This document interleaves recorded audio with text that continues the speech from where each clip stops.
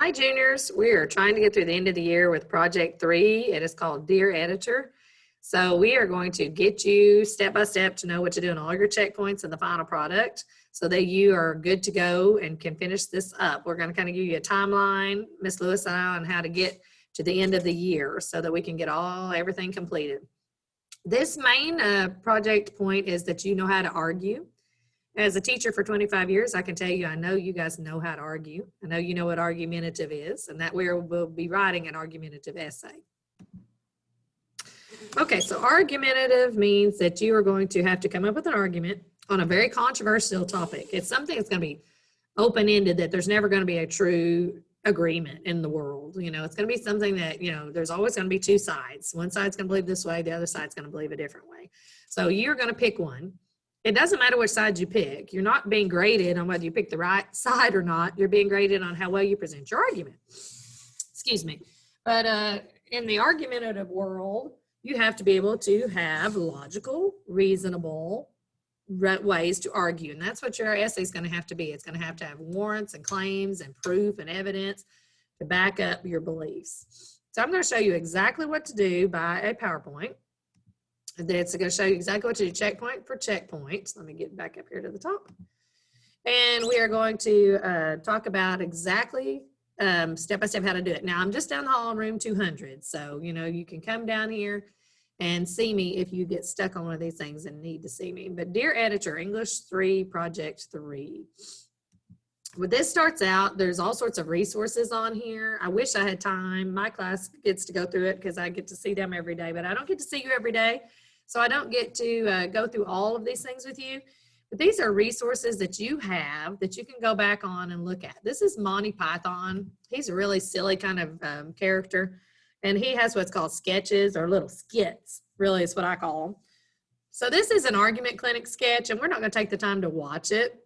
But you would have to look at it and kind of see, does he have a real logical argument here? He actually pays when he goes in an argument clinic to have an argument. He wants to fight someone. Well, it ends up sounding like a couple of 4-year-olds because it's his am not R2, am not R2 kind of argument. So basically, we were, in our class, we analyzed, was that really an argument? There was nothing there was no background, there was nothing to back up the argument. It was just silly. So if you have time to watch it, then watch it. But what we are going to do for our project is research a complex, controversial topic that doesn't have any clear answers and pick a side we want to be on. Come up with our own opinion. And we're going to write like an editorial for an educated adult readership like Time or New York Times. So it needs to be very convincing that we know what we're talking about, okay? So here we have several ways to evaluate arguments and to know that they're successful. The Toolman method, it's pronounced like Toolman, is a good method because it says, it lets you have warrants and claims and evidence and things to back up your argument. All right, so syllogism is one of the mains he uses, this Toolman does. And it just means just because one thing is true, it makes another thing true. So if all books from that store are new, this book is from that store, therefore this book is new. Is that a good argument? All right, but then it says, all reptiles have no fur, all snakes are reptiles, therefore no snakes have fur. Okay, yes, that makes sense. But this one, does it make sense? 60 men can work 60 times as quickly as one man. One man can dig a post hole in 60 seconds. Therefore, 60 men can dig a post hole in 1 second. So arguing sometimes gets very, picky. How did you come upon your ways of deciding what you wanted? So we have enthymemes, which is logical, right? One premise leads to something else, although it's not explicitly stated. Like all men are mortal. Socrates is immortal because he is a man. Socrates is a man, therefore Socrates is mortal. So I don't know, it's just mainly assuming something. So just because one thing is true, you assume something else is true. All right, so it says all Everest students are under 20 years old. Lydia, an Everest student, is therefore not yet 19 years old. So could we make a conclusion that therefore Lydia is under 20 years old? Because Lydia is an Everest student, she's still a teenager. So yes, we can use these methods to back up. Now I know you guys are thinking, why do I need to know these methods? But this is just a good way that you can figure out to use to back yourself up. You can go through all of these resources. There's all kinds of syllogisms and enthymemes, big words, but they will help kind of explain an ultimate goal and way to get to your argument. Okay, so you can go through all of these things. There are all sorts of warrants, reasons, claims. These are the claim. We should buy this Volvo. The stated reason, it is very safe. The warrant, when looking for a new car, it is most important that we buy a safe one. So that's a warrant. That's a reason you would buy a Volvo, because it's safe. So you might argue with someone that want to buy a red Corvette. A red Corvette is not safe. So you may have a different argumentative opinion than that person. So just kind of read through some of these on your own time. With grounds and backing. Grounds are facts, data, statistics. Backing, there is the unstated assumption or premise of something that you know to be true because something else is true, the Toolman method. Okay, discuss with partners. We have time to do all this in my class. I know it's hard for you guys because you guys are trying to just play catch up now. Okay, so we're going to go to the checkpoint. We're going to work from March 25th to April 2nd on checkpoint 1. Checkpoint 1 is, I think, the hardest of the checkpoints. The rest of them are a little bit easier. So once you get checkpoint 1 out of the way, because it's getting yourself in gear to write a paragraph over an argument. Okay, so that makes it, kind of tough because you're just not in the gear for that. And then by the time you write your paper, it's going to be super easy. We're going to do at least 3 different sorts of papers, but they're small.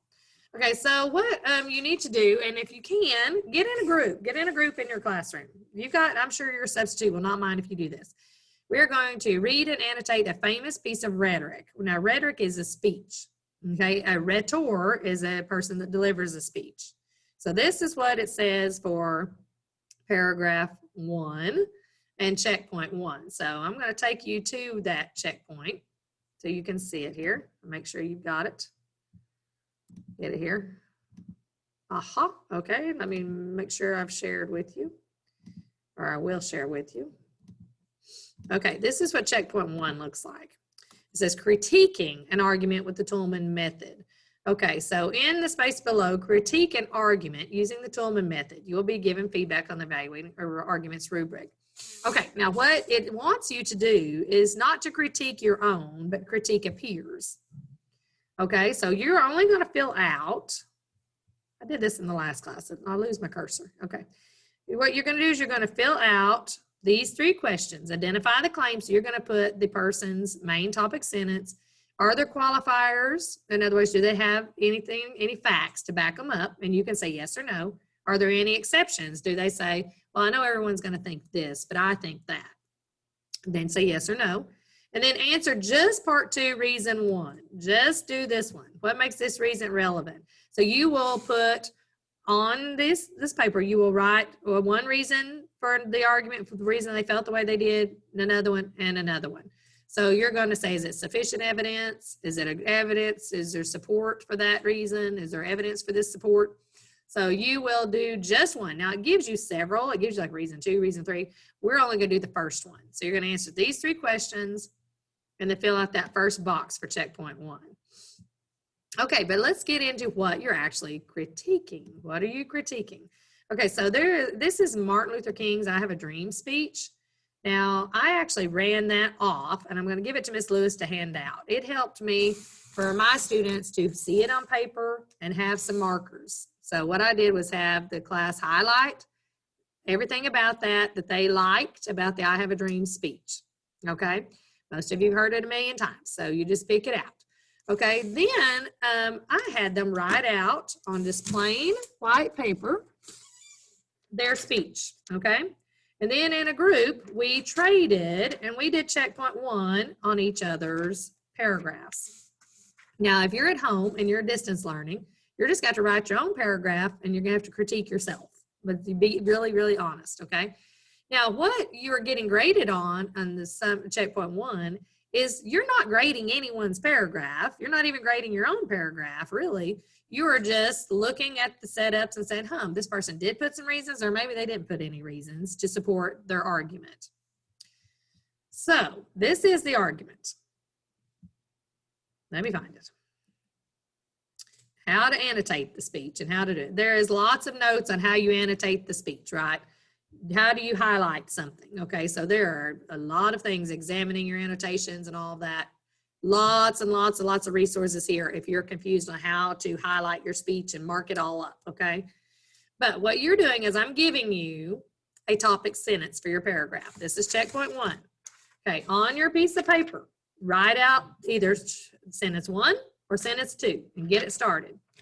So you're going to make your paragraph 5 to 7 sentences on your piece of paper. If you're at home, you can type it up, but you can still write it out even if you're at home.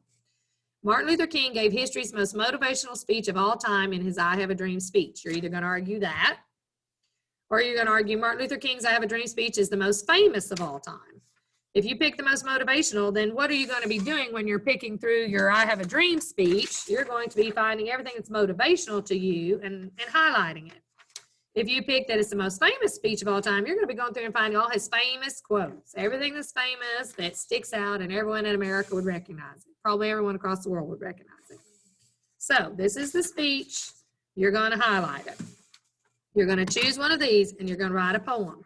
If you choose that I Have a Dream speech is the most famous of all time, you'd write that as your topic sentence, and then I want you to give me backup. I will need some warrants. I need some claims.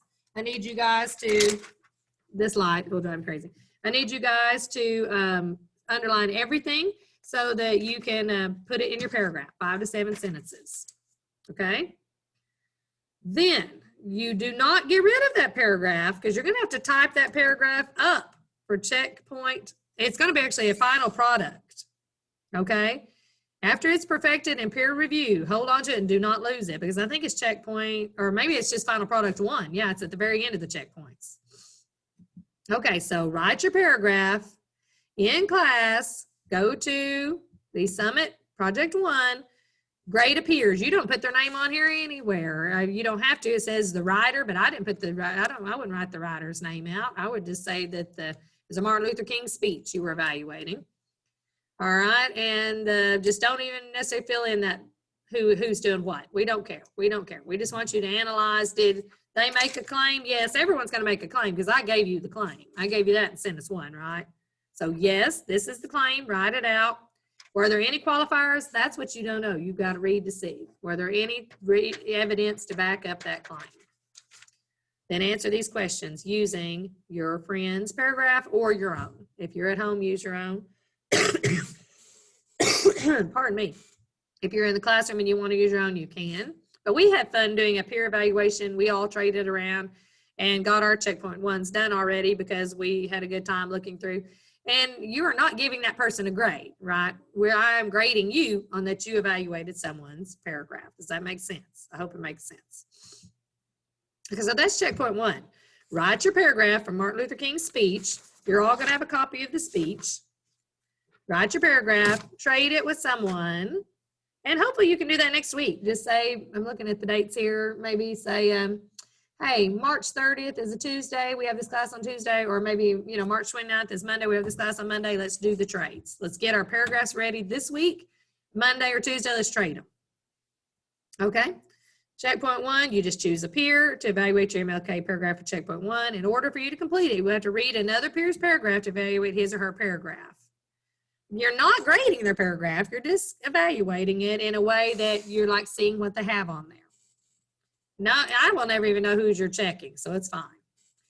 All right, so let's make that due Friday, April 2nd. Checkpoint 1, it's probably the hardest checkpoint. Get it done. All right, checkpoint 2, we're going to make it due the next week, April 9th. What does that involve? Okay, you have a timed write.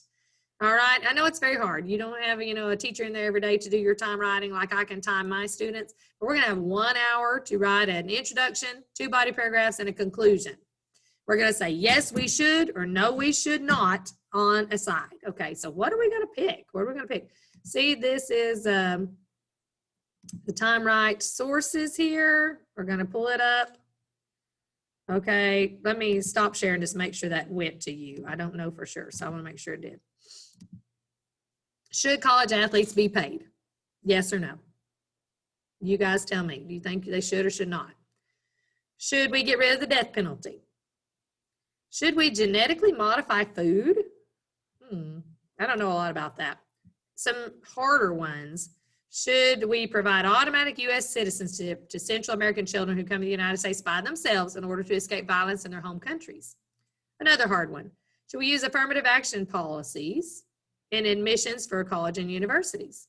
To clarify, affirmative action is policy that uses race and ethnicity as a positive or favorable factor on a candidate's application. So that maybe we can, have so many of each ethnic race at a college. Should we use that or not?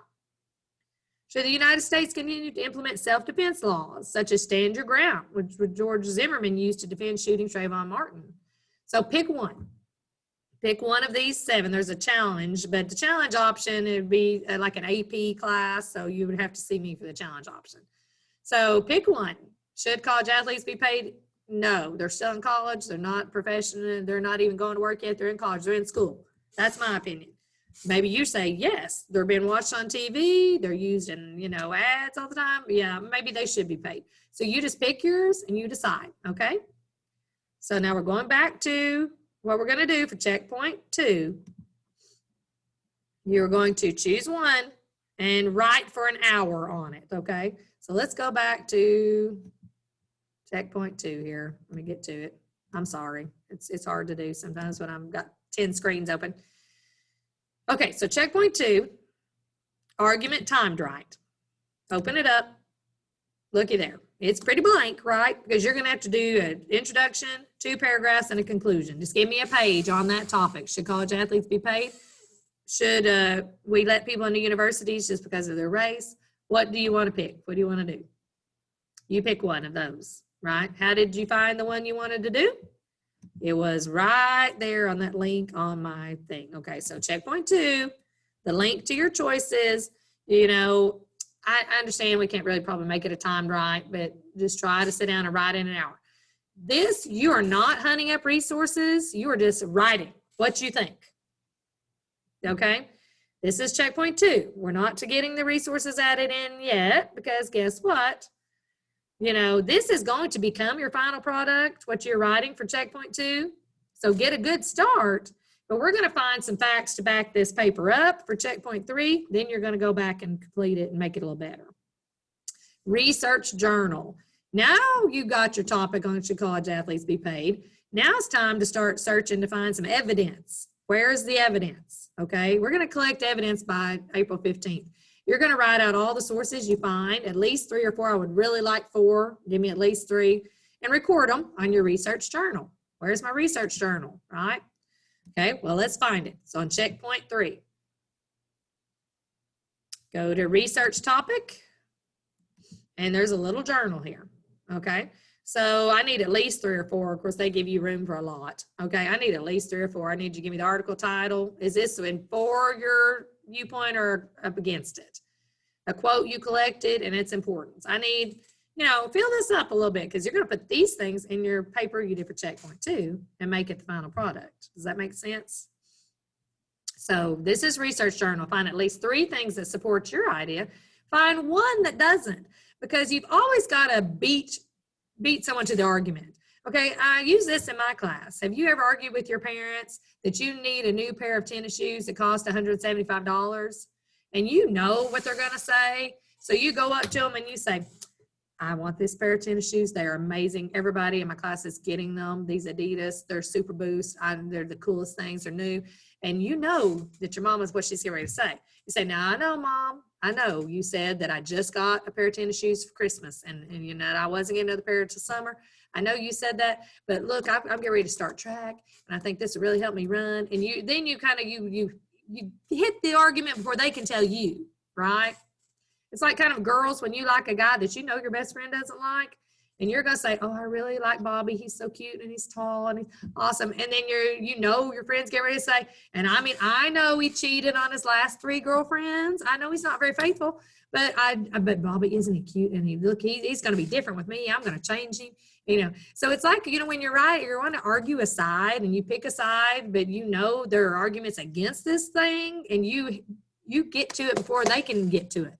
You bring it up before they can, right? So that's what you're going to do. If you think college athletes should be paid, then you should say, now I know you guys are thinking they're just in college and they are doing their schoolwork and they are not professional careers yet, so they shouldn't be paid. So you have to give a con. You have to give an argument against your argument, or it's going to look like you are just one-sided. You don't believe in anything else, and it's not a very effective argument. Does that make sense? So find me some things for your viewpoint and at least one against. That's your research journal. Turn that in, submit for feedback, and then we've got, there you go. All right, so let's see here. To take a position, all you have to do is pick a side.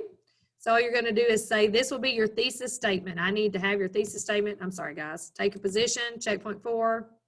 You're going to put down your argument. You have to fill out these things. You haven't put your thesis statement in this box. Take a stand. Submit it, request for feedback. I'm going to see if you've worded it correctly. I'm going to reword it for you. If you didn't, we'll get it right, okay? That's checkpoint 4. All right, now we're about to the end, guys. Final product 1, evaluating that. We are not doing checkpoint 5, skip checkpoint 5. Don't do checkpoint 5. Okay, final product 1. This is back to your Martin Luther King paragraph we wrote earlier. Okay, type it up and submit it for final product 1. All right, so evaluating arguments, perfect paragraph. This is back from your speech, your rhetoric thing. Type up that paragraph, submit it to me for final product 1. This should be after, you know, it got critiqued by someone else and you worked on it really good. Okay, then the actual final product, the link to the rubric for the final essay is here. This will tell you what all we're looking for. This is checkpoint 2, where you wrote your point or opinion on this side, and then it's in its final stage. It should be perfect at this point to turn in. All right, it should be perfect, okay? So it's in its final stage. You've turned it in. So the final product looks a little something like this. I think it's just a blank essay page. Let me pull it up. We've got the paragraph that gets turned in, the Martin Luther King, and then your final essay. You will write a persuasive essay. It is just going to be a blank page. You're going to give me that checkpoint 2 you wrote, plus all of your journal resources and all of those good quotes you found from legitimate people in a research journal. It's going to go back into that, and you're going to make a final product. Okay. Now, I understand it's a lot to take in, but hopefully with all these things, checkpoint 1, you write a paragraph about Martin Luther King's speech, write a paragraph, trade it with someone, pull up checkpoint 1, evaluate their paragraph. Checkpoint 2, we're going to choose from all those topics. You're going to write out a little 4-paragraph essay, at least 1 page, just from your thoughts. Just keep your thoughts flowing on it. Checkpoint 3, you're going to find some good quotes to put in your paper. You're going to find some smart people, some people that have published things. You're going to do that. Checkpoint 4, you're going to, oh goodness, what was the last one? Checkpoint 4, let me get it down here to you. Checkpoint 4 is the, oh yeah, you just write your thesis statement, right? Just write your thesis statement on checkpoint 4, take your position, pick a side, write it in that little box. We're not doing checkpoint 5. The final product will be take your Martin Luther King paragraph, type it up, final product 1. Final essay, take your checkpoint 2 essay with all of your good facts thrown in it from checkpoint 3, submit it for your final essay. A good argument is going to have 2 sides to the story, but your side's going to be stronger and it's going to win. Does that make sense? Okay, I know this is fast and furious coming at you. I suggest that you start the video, stop it, do a checkpoint, go back to it later, do another checkpoint, and just do it little pieces at a time. Lots of resources on here that we didn't have time to go through, so go through those on your own as well. And I think this is going to be good enough to get you going. So I appreciate you taking time to listen, and let's tackle this year, y'all. Let's tackle it. April 22nd is when we want to have this due, so let's let that final product be in by then, so it'll give us the last month to do all the focus areas we want to do and get this over with. Okay, so any questions, come find me in room 200, ask Miss Doring next door, ask Miss Lewis, and we will see you soon. Thank you.